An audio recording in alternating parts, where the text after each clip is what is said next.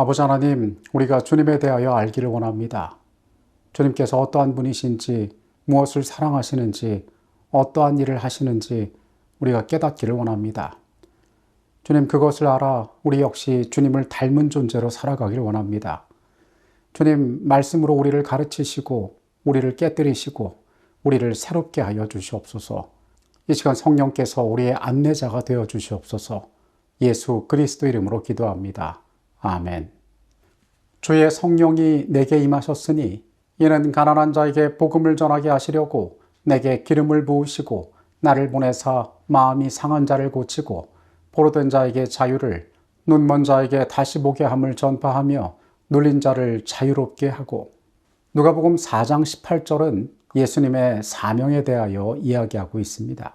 예수께서 이 세상에 오신 목적에 대하여 설명하고 있는 것입니다.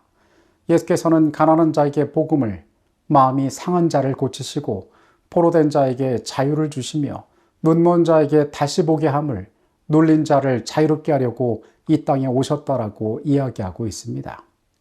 즉, 이 땅에 아픔이 있는 자들에게 그 문제의 해결이 되기 위하여 예수께서 이 땅에 오셨다는 것입니다. 오늘의 주제는 상처받은 사람들을 돕기입니다. 우리가 살아가는 이 세계에서 고통과 아픔을 경험하지 않고 살아가는 사람은 아무도 없습니다. 만약에 누군가가 물질이 가진 정도에 따라서 그 사람의 고통이 결정된다면 부자들은 아무런 염려 없이 잘 살아야 할 것입니다. 지구의 여러 곳은 물질의 가치에 따라 나뉘어져 있습니다. 그 가운데 특히 우리가 살고 있는 미국이란 나라는 어쩌면 풍요의 절정에 다다른 나라입니다. 그런데 주변을 돌아보면 잘 알듯이, 그리고 우리 자신의 모습 가운데 잘 알듯이 누구나 고통이 없는 사람은 아무도 없습니다. 그들이 부자고 남들이 볼 때 부러울 만한 위치에 있는 자라도 그들 나름의 상처가 있고 그것으로 고통을 당하며 그들의 삶 가운데 이 문제에서 벗어나기 위하여 애쓰며 살아가고 있다는 것입니다. 어떤 사람들에게는 그들이 매일매일 먹고 사는 것이 그들의 문제가 될 수 있습니다. 그러나 이 먹고 사는 문제에서 벗어났다 할지라도 그들의 삶은 여전히 여러 상처에 노출되어 있습니다. 우리가 살아가는 이 세계는 어떤 지역에 있든지 어떤 시대에 있든지 어떤 형편에 있든지 누구나 고통당하는 시대라고 이야기하고 있는 것입니다. 누가복음 4장 18절에 예수님의 사명 가운데 우리는 삶의 방향이 어디로 나아가야 할지를 발견할 수 있습니다. 우리가 예수님의 사역 가운데 주목하여 볼 수 있는 중요한 것은 이 사람들이 과연 예수를 받아들일지 말지가 예수님에게 있어서 그들에게 다가가는 중요한 이유가 아니었다는 사실입니다. 예수께서 그들에게 다가가신 중요한 이유는 그들의 필요를 채우기 위해서였습니다. 그들의 삶이 고통당하고 아픔 가운데 있는 그 문제를 해결할 수 있다면 예수께서는 기꺼이 그들에게 다가가셨습니다. 이번 기회에서 우리는 선교의 사명에 대하여 이야기하고 있습니다. 그러니까 궁극적으로 예수 그리스도의 복음이 한 사람의 삶을 지배하도록 하는 것이 우리의 목적인 것이 선교라고 이야기합니다. 그런데 예수님께서는 사람들을 만나서 그들에게 다가가서 그들의 문제를 해결할 때에 이러한 최종적인 목적이 있지 않더라도, 심지어 그 사람이 그것을 받아들인다는 확신이 없을지라도 그의 필요에 대하여 친절의 손길을 내밀어 주셨다는 것입니다. 우리가 만약에 누군가에게 부족을 발견했다면, 그것을 깨달았다면 그를 향하여 도움의 손길을 내미는 것이 우리의 사명이라고 이야기합니다.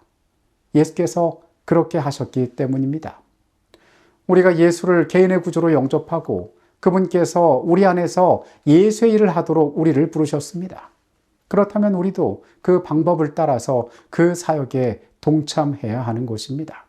성경에 등장하는 많은 사람들이 예수님을 통하여 그들의 필요를 채웠습니다. 그런데 우리는 그들이 모두 다 예수 그리스도를 개인의 구주로 영접했는지에 대해서는 알 수가 없습니다. 정해진 시간, 할 수 있는 노력이 한계가 있는데 우리가 좀 더 효율적으로 결과를 얻을 수 있는 것을 위하여 애써야 한다고 이야기할 수 있는지도 모릅니다. 그런데 우리 주님께서는 그렇게 행동하지 않으셨습니다. 우리 주님께서는 그렇게 친절을 베푸지 않으셨습니다. 우리 주님께서는 누군가가 원한다면, 그의 삶이 곤고한 가운데 있다면, 그가 예수로 말미암아 도움을 받을 수 있다면 기꺼이 그를 향하여 다가가셨던 것입니다. 선택적인 친절이 아니라 누구에게나 친절하셨던 것이 예수의 삶이 가진 태도였고 우리 역시 그분에게서 배워야 한다는 것입니다. 우리가 진정으로 다른 사람을 돕기 위해서는 그가 무엇을 필요로 하는지를 적극적으로 알아내려는 노력이 필요합니다. 모든 문화권마다 그리고 그의 삶이 가지고 있는 배경마다 그들이 표현하는 방식의 차이가 있습니다. 우리가 먼저 그들에 대하여 이해하고 그들의 필요를 파악할 필요가 있다는 것입니다. 그리고 또한 우리가 나눌 수 있는 도움이 매우 다양하고 그리고 그에게 가장 중요한 것이 무엇인지를 우리는 발견해야 될 필요가 있습니다. 낯선 사람에게 물질적인 필요를 위하여 돈을 건네는 것은 매우 간단한 일입니다. 하지만 만약에 여러분 주변에 사랑하는 사람을 잃어서 고통당하는 사람이 있다면 여러분은 어떻게 하겠습니까? 그에게는 어떠한 물질적인 위로도 도움이 되지 않을 것입니다. 그에게는 다른 것이 필요합니다. 더 중요한 도움을 그에게 주어야 합니다. 때로 상실을 겪을 때 우리가 옆에서 자리를 지켜주고 그의 마음을 지지해주는 것이 그에게 훨씬 더 큰 도움이 될 수도 있습니다. 그렇게 우리는 우리의 주변을 돌아보고 상처와 고통 가운데 아파하는 수많은 사람들에게 그의 삶에 가장 필요한 도움이 무엇일지를 살피고 돕는 자들이 되어야 합니다. 예수님께서는 우리에게 이타적인 사랑이 무엇인지를 가르쳐 주셨습니다. 그리고 그 중요한 사랑의 시작은 상대방을 이해하는 데서 시작된다는 것 또한 우리가 기억할 필요가 있습니다. 내가 남을 도와주는데 이런 것까지 해야 돼? 라는 마음이 우리 가운데 들 수 있습니다. 그러나 예수님께서 이 땅에 오신 그 모든 시간 동안 사람들에게 어떻게 다가가셨는지, 그들의 필요를 알기 위하여 얼마나 애쓰셨는지, 그리고 그들에게 어떤 마음으로 다가가셨는지 우리가 깨닫는다면 우리 역시 기꺼이 그렇게 행동하게 될 것입니다.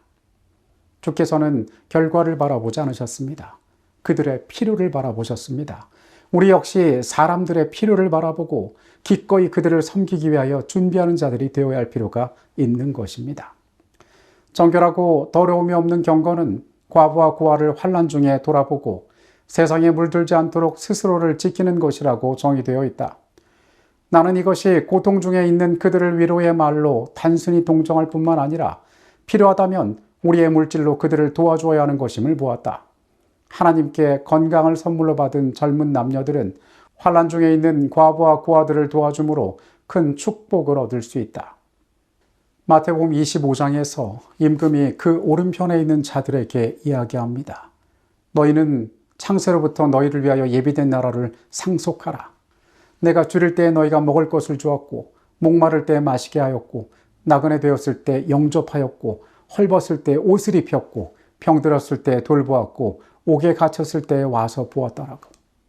그 오른편에 있는 의인들이 대답합니다. 주님, 우리가 언제 그렇게 했습니까? 그때 임금이 그들을 향하여 말씀하십니다. 너희 중에 지극히 작은 자 하나를 위하여 한 것이 곧 내게 한 것이라라고 이야기하십니다. 우리의 생애 가운데 위대한 일들을 하나님께서 주목하지 않으실 것입니다. 하나님께서 허락한 이 생의 시간 가운데 우리의 삶에 매일 반복되는 그 사소했던 행위들에 주님께서는 주목하실 것입니다. 예수께서 이 땅에서 보여주셨던 것처럼 사람들의 필요를 알고 친절하게 그 필요를 채워주었던 그 단순한 사건을 주님께서 바라보실 것입니다. 그래, 그 도움 준 사람이 교회 나온데 그 도움 준 사람이 나중에 침례받았어? 그것보다 중요한 것은 이 땅에 고통당하고 아파하는 자들이 있다면 기꺼이 그들의 곁에 있어주는 것이 예수의 방법이었음을 오늘 우리는 기억할 필요가 있습니다. 이런 예수의 모본이 우리의 생애 가운데 역시 나타나게 되기를 간절히 바라겠습니다. 기도하시겠습니다. 아버지 하나님, 예수께서 필요를 보고 달려가셨음을 우리가 보았습니다. 결과가 아니라 그들의 부족을, 그들의 아픔을, 그 문제를 해결하기 위하여 주께서 거기에 계셨음을 우리가 봅니다. 오늘 우리가 주의 아름다움을 담게 하여 주시옵소서. 주와 같이 반응하고 주와 같이 친절하고 주님처럼 살아가도록 우리의 연약한 생애에 함께하여 주시옵소서. 이 시간에 같이 계셨음에 감사드립니다. 예수 그리스도 이름으로 기도합니다. 아멘.